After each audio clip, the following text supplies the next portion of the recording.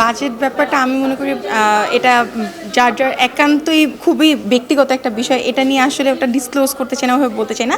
But এতটুকু বলবো, অবশ্যই আমার বাজেটটা অতটুকু যতটুকু হচ্ছে আমার মানে আমার আয়ত্তের মধ্যে, আমার সামর্থ্যের মধ্যে এতটুকুই। ফ্যামিলি নিজের সব কিছু মিলাই একটা আর কি বাজেট ধরা আছে।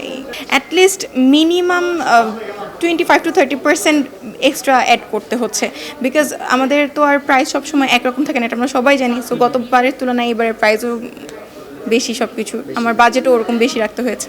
এক্সপেন্সটা তো একটু বেশি হয়ে যাচ্ছেই, কিন্তু আসলে ঈদ আমাদের মুসলিমদের তো আসলে এই দুইটাই সবচেয়ে বড় উৎসব।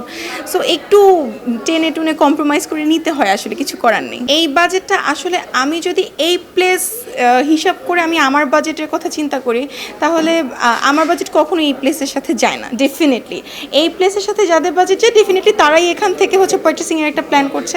সো আসলে বাজেট বুঝে প্লেস এবং মার্কেটিং আমি মনে করি।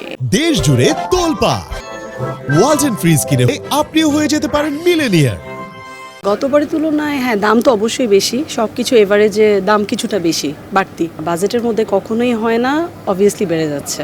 ধরেন পার্ট বেসে দেখা যাচ্ছে যেটা আগে সাপোজ 5,000 টাকা সেরকম ছিল, এই বছর ধরে নেন সেটা 7,000, 7,500, এরকম 2,500 টাকা এভারেজে বেড়ে গেছে। অ্যাকচুয়ালি বাজেটের কথা বললে তো এগুলো এখন আবার ভাইরাল হয়ে যায়। সেক্ষেত্রে বাজেট অ্যাকচুয়ালি বলতে ঠিক বলতে চাচ্ছি না। ধরেন নর্মালি যেটা 5-7 হাজার টাকা ছিল, এটা 10-12 হাজার টাকায় এভারেজে বেড়ে গেছে। সাধ্যের বাইরে বলতে আসলে টাকা বেশি খরচ হয়ে যাচ্ছে, কিন্তু সাধ্যের বাইরে গেলেও তো কিছু করার নাই, কিনতে হবে, এই আর কি।